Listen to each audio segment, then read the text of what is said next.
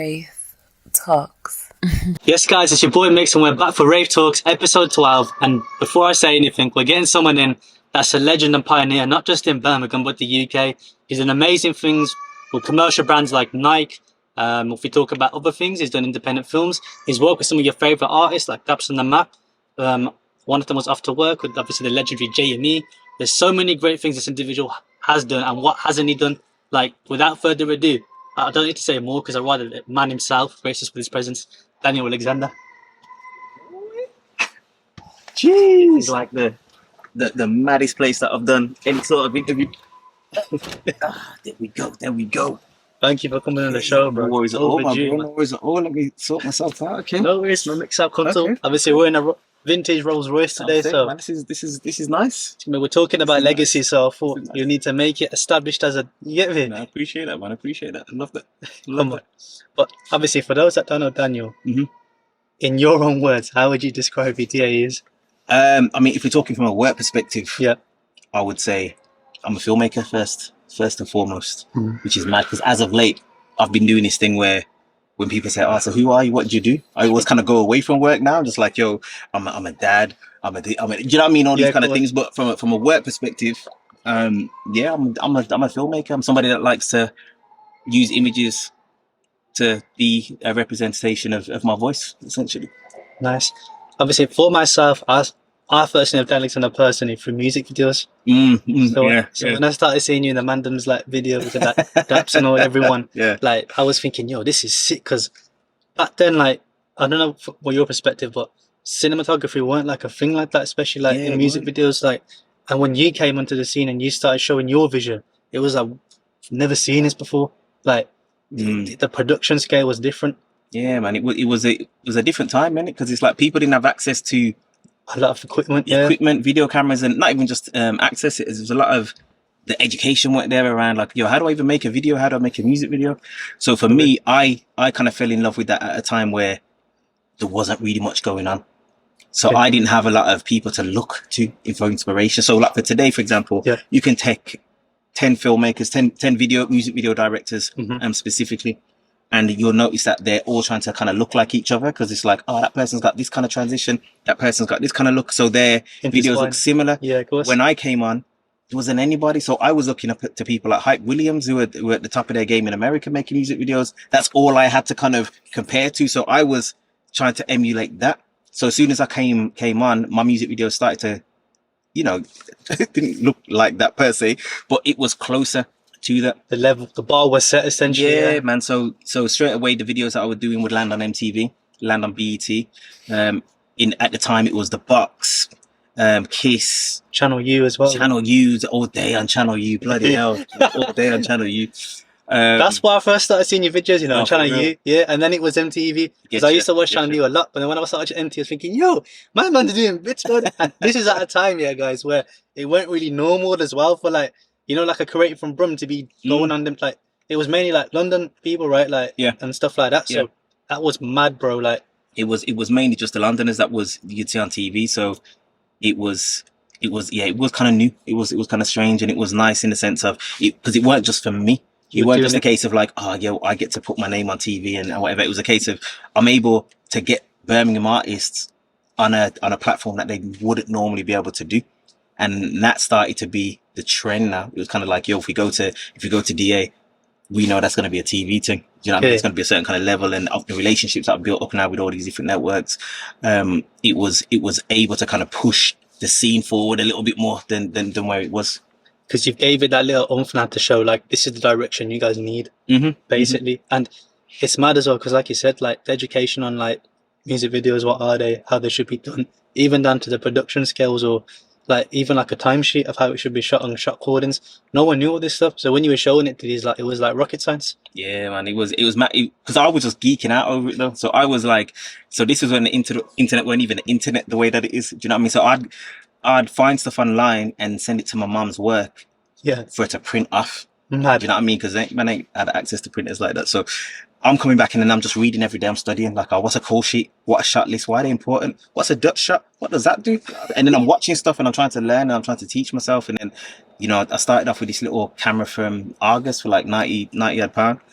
Was it the handheld kind of? The little handheld on with the taping, with the taping. And then learning how to edit and shoot. And when I started, it was on tape, so there's no digital media per se. Like the tapes were technically digital, but it was a case of like once you're filming, there is no let me check that take. You've got to go actually physically take it. You just have to keep rolling and just trust that you've got what you've got, because you ain't seen it until you get back to the editing. Because if you rewind to check a shot, you're potentially going to record over your shot, the shot that you just did with the new shot.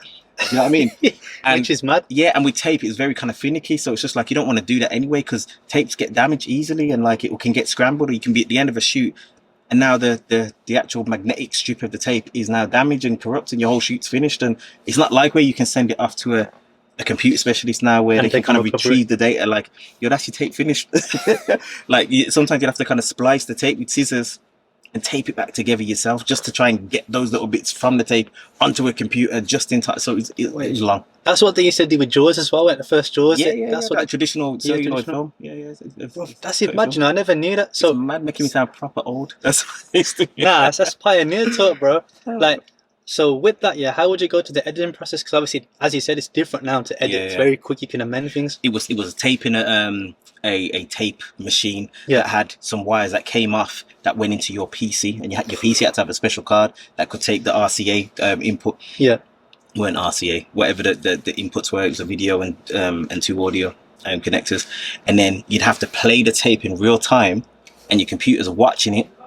On a program like Sony Vegas or whatever, and you press record on your computer, so it's recording, but it's playing off the hardware onto your computer, and now it's on your computer, and you just move from there. So that just sounds tedious as hell. It was. So I'm saying, like, it was. You knew that when you finish the shoot, you've got a day of offloading. So if I shot like 4 tapes, and the tapes are like an hour long each, you know that you're sitting down for 4 hours just to edit that, just to get it onto the computer, just to ingest it into the computer, and that's if nothing goes wrong. And I'm guessing the render times are different to now as well. Oh yeah, it was in a weird way. Quite similar in a sense of, because everything was. The ingesting time is different. Like, that's long. But once it's on the computer, everything was kind of okay, because it wasn't really heavy. It wasn't that taxing on your machine until we started to introduce HD 1080p. Because like when I was shooting them times, everything was still kind of like PAL. Do you know what I mean? It's just like in a box ratio. Do you know what I mean? Like a 4:3 ratio. Like, it was all very kind of, it was very different. Boy, that's actually mad, you know. So when we move forward to the handheld thing now, and you've transitioned into, like, say, the 1080p and HDs, in that era, like, I'd say that's when Brough was starting to get recognized for the cinematography, and majority down to yourself as well, because of what you were introducing. But like, within that time period, did you find like any like struggles? Because obviously, like, everyone was going to you. Was it overwhelming at one point, or how did you work? It was. Like, I struggled with not realizing that I've turned myself into a business.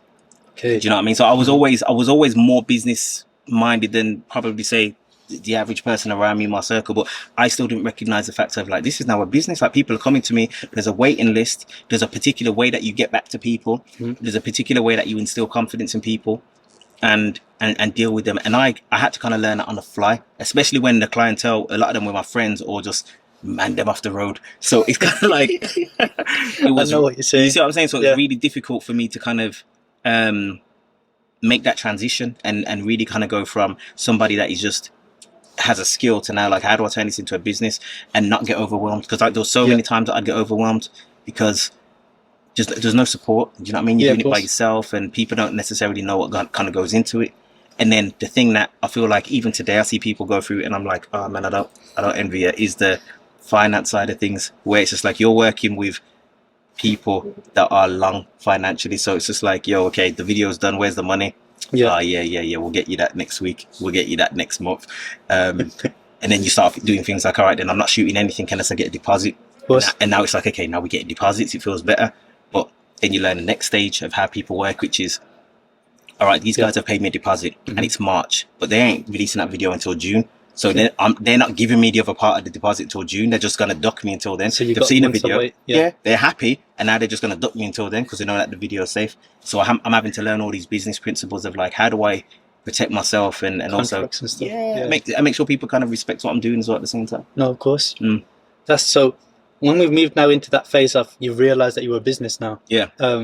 How did Daddy and Alexander Films come around? So the actual branding, where you started to go around actually saying this is the business, and like, do you know, when everyone started to come and you was scheduling things? Because I remember at the point where Dapz and all these like were booking you in. Yeah. Like I remember them saying to everyone like, "Yo, DA is booked for like next year or for the next 6 months and stuff." And like you said, that's because you realised you had to get a structure in. Yeah. So I feel like when you shot After Work and stuff, like that Matrix sort of vibe video, when I saw that come out, I thought, what? He's just set another level, bro. Like, it was so mad how you did that. I thought it was actually Neo in there. You made that look like Neo in that. I appreciate that, man. Appreciate that. Like, what was your thought structure behind that video? Because obviously you had JME as well in there. Yeah. That was a crazy visual, man. Like, I think that was ahead of its time when it came out. I think with that visual, it's mad because none of it was planned, but it wasn't planned to the way that the video looks, if that makes sense. I just remember talking with Dapz. I remember getting the input from Jamie and just knowing that, we want it to look matrixy, want it to look like a futuristic kind of thing. So I was just like, do you know what? I know we haven't got the budget to do a studio. Like, the budget was okay, but we ain't got a budget to kind of go and do the studio route. Got the budget to do green screen. I'm going to have to build something. Crazy. So that was just like, I'm going to hire a van. Yeah. And I'm just going to make it look futuristic because it's a small enough space. I'm really good with like manipulating lighting to kind of hide certain things that I need to hide and kind of focus on certain things that I need to focus on. And then we'll just go crazy with a few effects here and there and whatever. Do you know what it is? It's a culmination of loads of a lot of years of doing music videos and coming up with so many kind of different scenarios where, that's why I love it as a playground for anything to do with film. It's like I've done so many music videos in this genre, in that genre, with this effect, with that effect, where it's easy for me to kind of pull on and be like, oh yeah, I can do a matrixy thing. I can make it look futuristic. You know what I mean? So that's how it came about. And I think, like, for me, like, the main thing when it comes to like seeing your music videos, every single music video isn't the same. Do you know how you said, like, directors of today, they'll emulate an effect from someone else, or they'll emulate some sort of concept of grading? Yeah. Like, even down to your grading, like, you released your own grading packs, like Danny said, grading packs, and they were crazy because at the point when you first started to release them, you didn't really see those sort of grades before. Like, you had the cool sort of tungsten effects, and you had the actual like raw cinematic. Like, what made you release those packs and start distributing them to people? I think a lot of it was because I realized that it was a skill set that not a lot of people had in depth. Okay. And I was just like, I know how to achieve this look quite easily, especially like at the time it was kind of like the teal and orange look. Everyone liked the teal and orange look, or the desaturated Flush, the kind of green, the desaturated green. There was a few type of looks, and I was just like, I know how to make these, and then I know how to make lots of lookup tables, which means that you'd be able to kind of apply them to whatever software you're working with. And I just wanted people to have access to them because I was doing it for free without me even knowing. Because people would say, "Oh, can you grade this, or can you help me with this?" And I'd create the template for them and send it to them. Oh, no, and then they'd throw it on their footage and be like, "Oh my god, like, yo, this worked!" And I was just like, "Oh, I'm gonna try and monetize this and allow me to kind of delve into that world a little bit deeper as well." Because what people don't know is how when you color grade, it's not like how you said about LUTs and stuff. You actually go deep into the grading, like to the point where I remember at a point when I said talk to you, and you say to me you had like our own like actual vision board keyboard, to actually color grade in depth. And I don't think people actually truly understand the cinematic or grading difference between that and the LUT, because the LUT obviously is for people, like you said, that's not thoroughly understandable of grading. But I would like you for yourself to obviously explain to people like the in depth of how you actually pay attention, because it's when you look at your videos, for me personally, bro, whether it's your cinematography for your independent films or a trailer for Nike, for me, the thing that strikes me the most is the detail and the color in it, because it's so rich of color, but you can't get that off a look. Like, do you know what I mean? Yeah, no, I appreciate that. And I think the source of trying to get that look starts before you even get to the editing stage anyway. It's about the wardrobe, it's about the color palette of the scene that you're doing. So for example, when I'm going into it's mainly films that I do now. So when I'm going into a scene, I'm looking at what color the walls are, I'm looking at what color the table is, the furniture is, and then because I've got an understanding of color and knowing that there's complementary colors. So like you know, orange is going to look good against this teal-y blue kind of look, and understanding what colors go together. That's what I'm doing when I'm kind of planning out a scene. So by the time I get to the grading process, it's a lot easier now. It's just about me manipulating the work that's already done. Okay. You see what I'm saying? And just understanding how different colors even evoke different emotions within a person that's watching. So it's all that kind of psychology before you even get to the technical aspect of a LUT. Do you know what I mean? Or because lots are great for people that just want a quick and easy way of like a quick fix. Yeah, quick fix, or even a starting point as well. Because a lot will technically can potentially change your whole color space. So colors respond differently when you're moving different faders and stuff. But for me, yeah, it's something that I'm very meticulous about. You know what I mean? Like I'm putting power windows on people's faces to make sure that it's isolated from the other part of the scene, and I want this part of the wall to kind of be darkened over here, and I want a highlight of a color over here, and if that is the one color that stands out that isn't supposed to be there, we're going to mute that color. All these different little things where I just want to control it as much as possible. And it's mad because that attention to detail, like as you said, it shows so much depth, as I was saying earlier, into the actual finished result.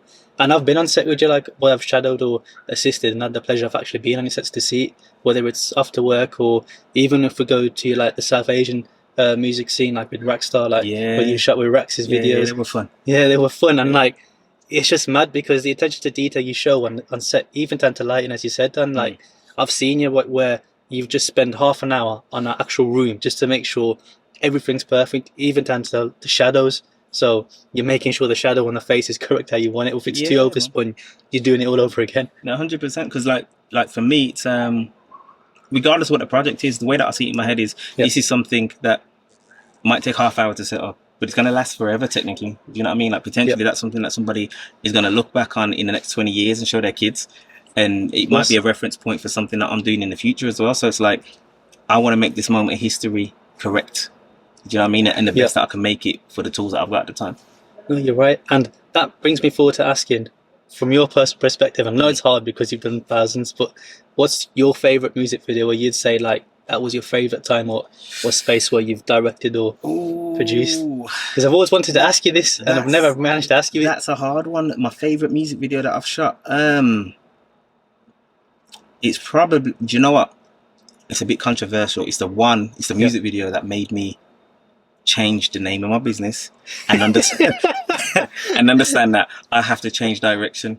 And the reason why it is my favorite is because of the fact that it showed me how powerful media can be. So I shot a video well over 2 decades ago for a group called Montague and Capulet. So it was when I was still living in Handsworth. And at the time, like the gang stuff and the postcodes are just heavy. So these are my mates in the video, and there's like 50 people in there. Everybody's dressed in red bandanas. It looked like a gang statement. It ended up being in the newspaper a few days after, talking about the rise of gang terrorism and all these kind of crazy things, which was a wake up call for me, where I realized that I have to be quite responsible with what I'm doing as well. Do you know what I mean? Because as far I went in there and I was just like, these are just my mates. It's just like, this is life. This is Handsworth stuff, innit? Do you know what I mean? And then it was just like, wow, seeing the impact of what you're making can have on other people and the surrounding people was amazing. And so why I'm saying it's my favorite is not because of anything technical or anything that I'd say that I'm proud of from an artistic point of view. It was the fact of that was one of the few times where I've realized the power that I've got in my hands when I'm holding a camera. That's you know crazy. What I mean? So that's something that always kind of stands out for me. And that's mad as well you said that, because the power you hold in your camera inspires so much of young creators today, even down to when, obviously, I'm sure some people are maybe not all are aware, but you've got the Daniel Alexander Academy as well that you've been doing in association with Punch, where you're helping out young creatives that are aspiring to make films with the grants and stuff. And I've seen some amazing stuff come out of that you've shared on your page and stuff about people's content and stuff. And I think it's great that somebody can look up to someone as yourself and be inspired of that. But again, would you say that was off the back of the past, like with that video and other things that made you get into that sort of thing as well? I'd say the catalyst and probably inspiration for the training side of stuff that I do is from the youth work that I've done. Do you know what I mean? So when I was younger, I was just wanted to do youth work. I knew that I wanted to do something creative with young people, but it was always about youth work. Do you know what I mean? And then I got into youth work while I was technically a youth. Do you know what I mean? I started like when I was like 20. So I was doing it I was doing it for many years. And that's how I started video as well, because I accidentally figured out I can make video, because I was an audio engineer to start with. Like I was basically the studio guy, like I could run a studio, and then I realized that the video stuff is very similar to the audio stuff, and then that's how that happened. And then after training myself to get to a certain level, it was always going back to that youth work essence, in the sense of I want to give younger people the tools to kind of speak when they feel like they haven't got a voice and they're not heard. Do you know what I mean? And I found that doing videos, music videos, doing films, short films, documentaries, gave them a power where they could invest a lot of time and a lot of focus and learn new skills around discipline and focus, what have you, to tell their own stories in a way that they could never do it before. And that's the inspiration for me with the training. And still is to this day, just being able to kind of give people two things, a voice and also a skill set that they can use in the real world and level up, whether that's through income, whether that's through just a vocation of being able to kind of speak and say things that they want to say. Bro, that's actually truly breathtaking. Like, that's very inspirational. Like, Appreciate it. That's heavy. That's heavy, trust me. Appreciate it. We're going to go on to our little break for our first segment of the show, which is Guess the Drink, sponsored by Snack Attack UK. Right then, so Guess the Drink, sponsored by Snack Attack UK. So I'm going to give this little Have you just told me the name of the drink in your sponsor? Nah. Oh, okay. That's the... Imagine, I was just thinking then, I was thinking I actually did. It's like, wait, did you give it away? Okay. No, so Snack Attack UK is the person who's sponsored the drink, so they've provided the drink. Okay, no problem. Yeah, in a little chalice. It's non-alcoholic, by the way, guys. I can't believe that I'm trusting you with this. Let me have a God, look. I'm a trustworthy person, man. Just let us know what flavour do you think it is. That's clearly Pepsi. Wait there. No, wait. That's Pepsi, man.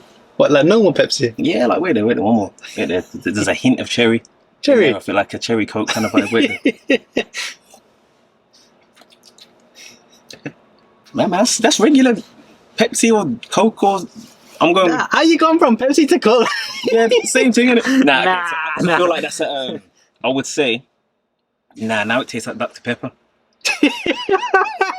It tastes like a lime Dr. Pepper. My palate's all over the place. Spinning, yeah. I'm going with lime Dr. Pepper. No, I'm going with cherry flavored Dr. Pepper. Okay, final answer. Yeah. It is Pepsi, but it's a Japanese one. So what flavor is that? So it's bamboo and pomelo, which is like an ancestor of grapefruit. Oh, for real? Yeah. It's all right as well. So- You know? That's all right. That's okay. I was guessed to drink. Where the heck did you get that from? Snack Attack. So Snack Attack UK, they've got loads of like exotic drinks, American, Japanese and stuff. For real? Yeah, so that's dope. So yeah, that's what he dope. specializes in. Well, that's nice. That's all right, man. That's all right. That's all right. So yeah, Pepsi. and you said cherry Coke. I was like cherry Coke, man. It tasted like okay. The one that got me was Dr. Pepper at the end. Nah, it was changing. It was changing flavors, man. It had one of the mutation effects. Yeah, it's all right. Yeah, bro. Moving forth, I really want like for me. I think this is where I think Birmingham like gave you like some of your roses because you still drew more, in my opinion. But the Commonwealth Games 2022. When I saw that you were working on that project, I just knew, yes, Dan's gonna do justice to Brough because he's the right man for the job, the only man for the job. Like, I wanted to know what was that moment like for yourself, because that was one of those kind of like defining moments as well, because you can do so many. Like I'm always working independently, so I'm very much a person that I try to kind of make my own opportunities, and I'll go full force with an idea and I'll make it work and make people kind of come to the table. When it comes to external factors and kind of like fighting for like bids or opportunities against people like your Channel 4s or your BBCs or these other big networks and these people that have got like massive titles, there is that imposter syndrome where it's just like, oh, but it's just me, it's just Dan. Yeah. Like I can't do that. So when I got that bid for Commonwealth Games, it was kind of weird because I didn't even fight for it in a way that Really? you normally would. It was a case of, I think somebody recommended me to the board of the people that was kind of looking for who was going to make the video for Brough. And then they said, I'll just reach out to them. And when I reached out to them, they was like, oh yeah, we were going to reach out to you. So I'm glad that you have. And then I came there, they spoke to me a little bit. They asked me what my vision would be of how I would kind of like put the visuals out for Birmingham, bearing in mind that it's going to go out to like 1.5 billion people around the world and all this kind of craziness. And they sent me home with the task. They said, go and draw up an idea and then pitch it back to us and we'll let you know. So I came back with the idea. We looked at it in meeting number 2, sent me home, And then they're just I'm just getting loads of emails now saying, okay, so on this day this is going to happen, on that day is what's going to happen, and I'm like, huh? I had to literally message back and say, so I'm like, you chose me, and I was just like, yeah, and then just carry on talking normally, and I'm just like, mad, this is mad. So it was nerve-wracking though, because you know that it wouldn't, do you know what, it would have been less nerve-wracking if I was doing a traditional visual for Brough, in the sense of, when the Commonwealth Games come around to different countries, it's always the same thing. Drone shots over the city, make it look as pretty and as clean as possible. Everybody smiling, and you know, the elder couple over there walking the dog, the younger couple over there smiling, walking with their mom. They wanted to do something very different with Brough. They said they wanted it to be young, reflective of the ethnic community within the city. Yeah. Make it very kind of diverse, make it very kind of hip hop, make it very kind of graffiti and edgy. And I was just like, there's going to be a lot of people that aren't going to be happy with this video. Do you know what I mean? Like, especially when you're looking at the demographic of who watched the Commonwealth Games. Yeah, of course. So yeah, we did the video. They were happy, super happy. It literally came out the way that it was on the paper, the way that we designed it on the paper. And then we done loads of follow-up work after that, trained some people, helped build up other teams as well for like the Queen Baton Relay. Crazy.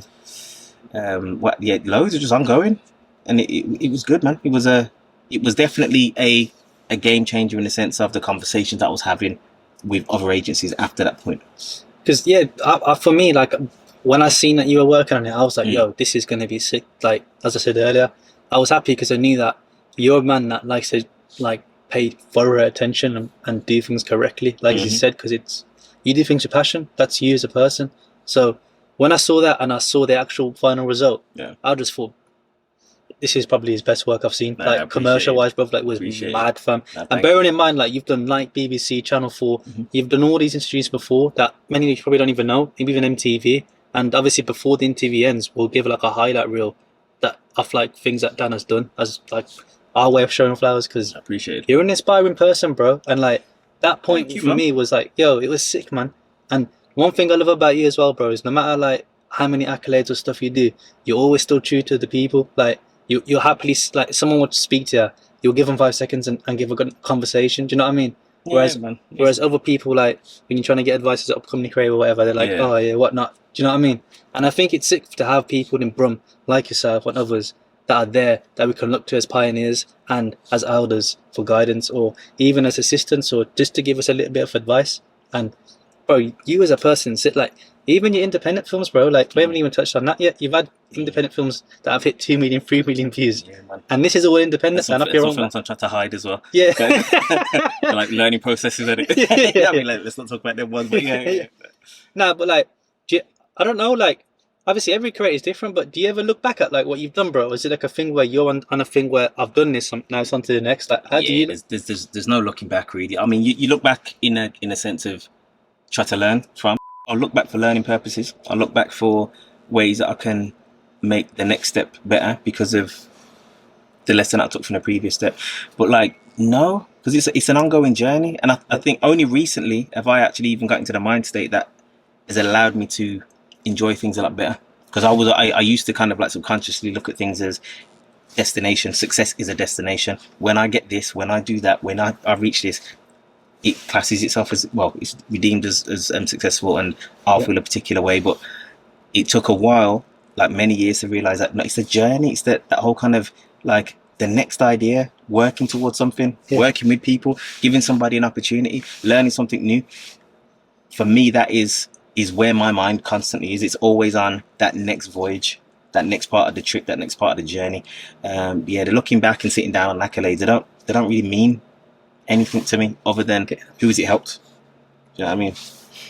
Nah, I feel like, so like for me, sometimes I feel like some creators look back to just have themselves motivated, because, you know, sometimes you have that, like you said, the imposter syndrome. Yep. So like, I'm guessing you don't really get that as much these days, or do you think you still get it sometimes? Yeah, I feel like everyone gets it. I feel like it's that buzzword that when you become a creative, you learn it and you feel like, oh, okay, that's what that means, and then you realize that everybody's got it, so it almost becomes redundant. Like, oh, okay, it's just part of parcel of nobody ever really feels good enough. Do you know what I mean? So for me, it's a case of getting yourself to a point of discipline. So that's my biggest thing now. It's just discipline. It's like, I don't really care about how I feel. Yeah. if I've thought about something long enough and I know what this, this is the journey, what it's going to take, it's about disciplining yourself to know that I just have to get through it. And whether I don't feel good enough, whether I don't feel comfortable enough, whether I feel like my skill set it isn't up to where it should be for this thing, it's just a case of just do it anyway. Learn along the way, partner with people, learn from others. Do you know what I mean? Like just keep moving. That's all it is for me now. It's like it doesn't really matter about how you feel. Like just keep it moving. That's facts, man. That's facts. So like recently as well, like there was obviously the 0121 doc that was done as well. Yeah, Legacy, yeah. Boy, yeah, man. Let's talk about that. Like Legacy. What a long piece of work, man. That took so long to make when it shouldn't have. Why? Because I'm working with a lot of artists, I love them. But they're long. But if we're talking about scheduling and what have you, it's like, yeah, man, it was difficult. It was difficult because everyone is so busy, especially when you're creative, but music especially. Yes, there's just this level of busyness that is different. You know what I mean? Yeah. And things are very kind of like unpredictable to a degree. So a man will be ready at 12. For, it's organized from yesterday, and then when it comes to 12 the next day, they're just missing. You know what I mean? It's just like, and you don't realize that that was because of that. Now I've got to try and move this person's slot, and then this person hasn't made it on. But yeah, so it was really difficult to kind of put together. However, it was a beautiful moment at the end of when I kind of got to sit down and be like, this is my scene. Like the whole reason why I wanted to do Legacy is because I wanted to do a love letter to my Birmingham music scene. Okay. Specifically around like the early grime scene and the influences from like the UK hip hop. It was basically a love letter for me to just say, I just want to give flowers to the people that paved the way. Do you know what I mean? For the people that are now able to kind of monetize what they're doing today, and also the people that inspired me from a creative point of view. Because like the inspiration that I've got from a lot of those people in the film is they created something out of nothing. They created a scene out of nothing. There was no money there. Like Legacy is a bunch of people that were breaking down barriers and kicking open doors when there was no money. It's true. Do you know what I mean? Doing amazing work to build a scene that now is competing worldwide. Do you know what I mean? And they've not even necessarily had the flowers or the financial repercussions that they should have had.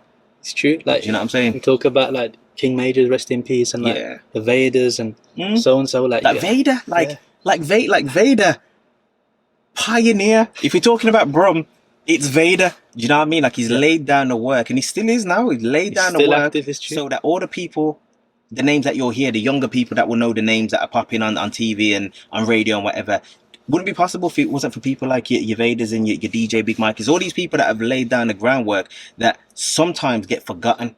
It's true. Because nobody really cares about how they got something. They just care about what they've got. And I wanted Legacy to be a reminder to be like, let's just remember how you got that in the first place. And it's still a small segment because Birmingham is made up way bigger of what's on Legacy. There's hundreds of people that should be on Legacy that isn't, just because of the media of film. Like it was already, the screening was like a 2-hour film, and it's only got like a quarter of the scene on. Really? Yeah, because there's loads of people that should be on that. There's loads of people that should be on that documentary. People that some people that we've reached out to, but they don't want to because they don't want to be in front of the camera. Some people where the timing just didn't work. Some people where there's just other complications. So many people that should be on that documentary that aren't.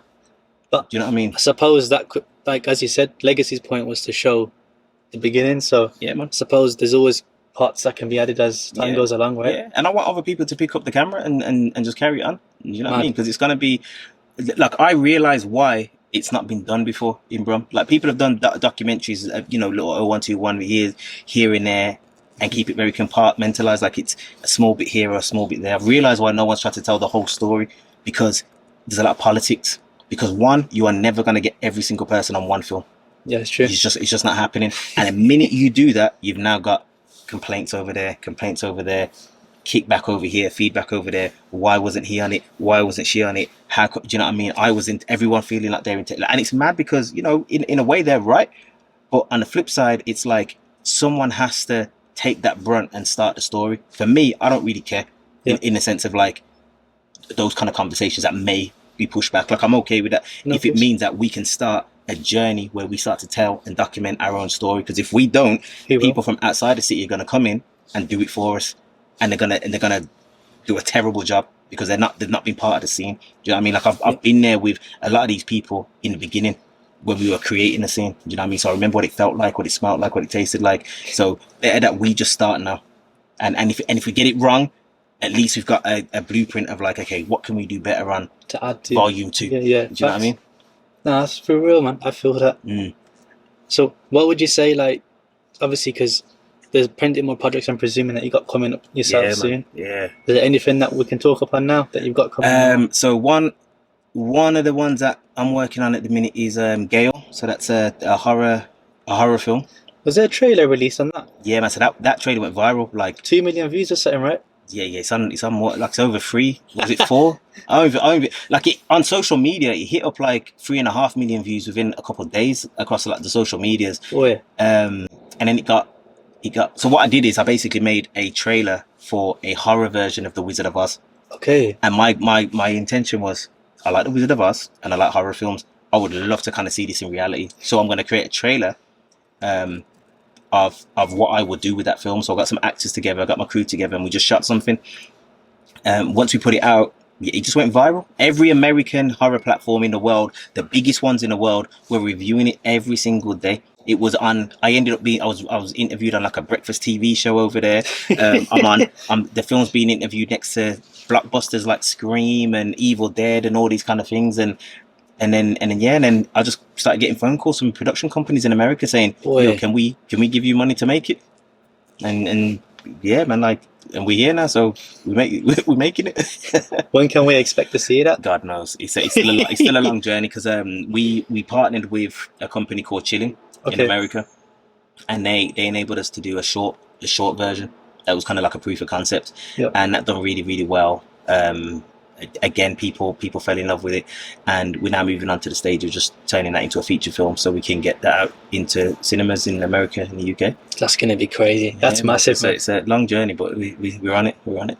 That's worth it. And like you said as well about your crew, like obviously Daniel Alexander is not just one person now, is he? Not anymore. Not anymore. It's a team. Like it was mad because I had loads of company names before. Yeah. But because the people that I was working with, it just felt like it always ended up being me. Do you know what I mean? So I'm just like, let me just take some responsibility. I'm going to start with Daniel Alexander Films, and then we'll expand from there.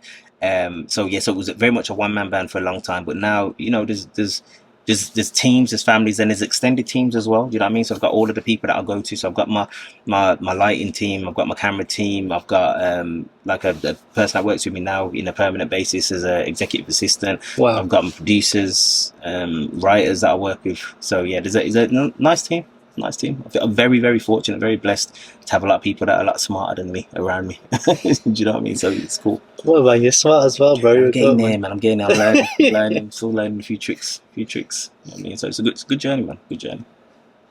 And obviously as well, one thing that, like, if we rewind back to the start of this conversation, you said about back in the day you looked up to people like Hype Williams and stuff. Mm-hmm. So has that perspective of looking up to Hype and stuff changed, or is there more new influences for Daniel at this point of his career?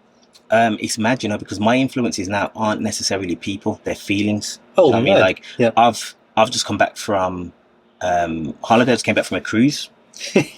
Living that cruise life. Like, I already said from the beginning of the year. So when it gets to December and it's cold, I'm taking December off, and I'm just going to see the world. Do you know what I mean? So, so I've done. So it's like being on a cruise on the top deck and just seeing the ocean and feeling that warm breeze, and it's nighttime and looking around, everyone's happy. My inspiration was just like, I want to replicate this. I want to feel this feeling, and I recognize this feeling because I get this feeling when I create things. I get this feeling when I write things. I get this feeling when, do you know what I mean? I'm in different spaces. So for me now, my inspiration is how can I get closer to this again? How can I make other people feel this? Do you know what I mean? So it's not necessarily looking at, your Spike Lees or your Hype Williams or, as much as I admire their work, and I would definitely take technical inspiration from them, but in regard to like my work now, it's very much feeling based. It's just like, how can I evoke feeling, and that's something that I'm exploring now.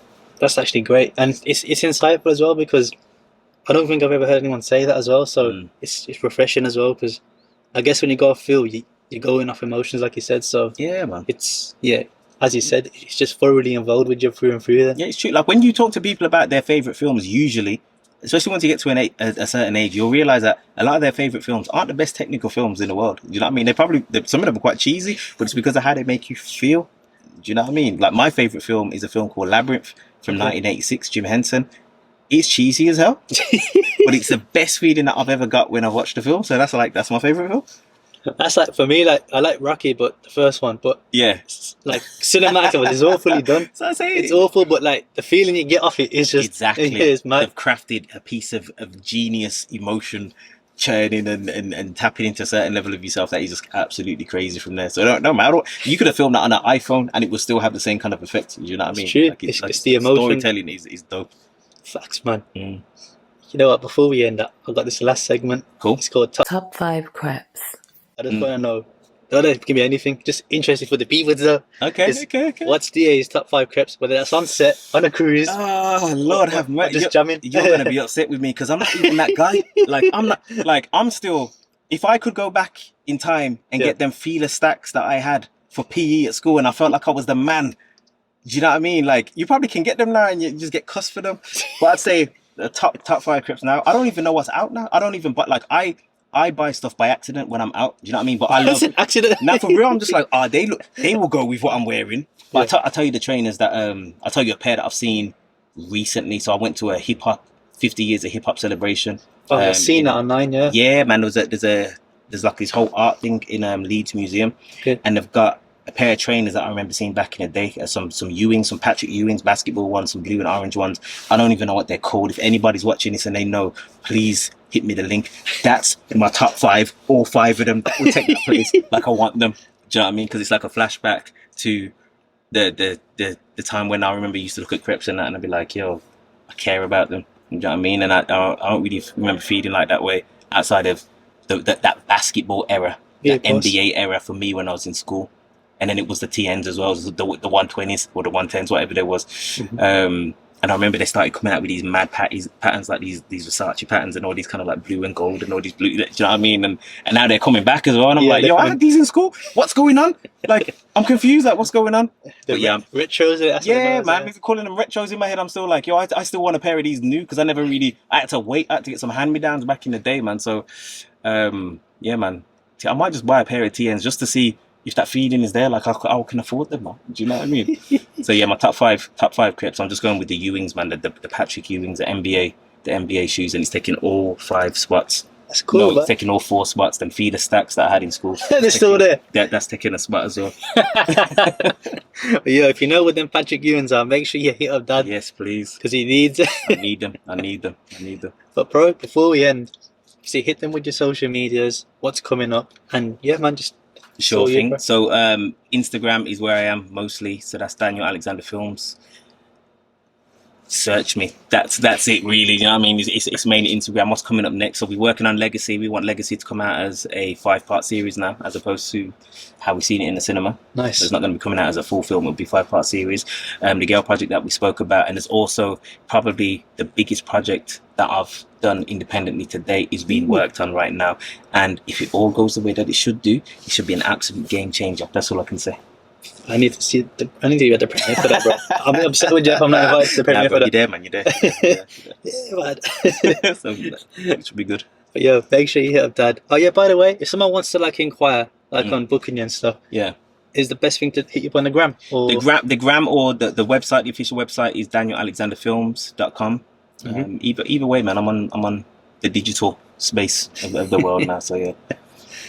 Well, the links are popped up there, and they're in the description as well. So you've got no excuse tonight. Yeah, but if you want a discount, maybe try to get them crepes room in it. I like that. But yeah, you've been watching Wraith Talks with the man, the legend, the pioneer, Daniel Alexander, bro. Thank you very much, man. Oh, there you go, and I appreciate it. Thank you.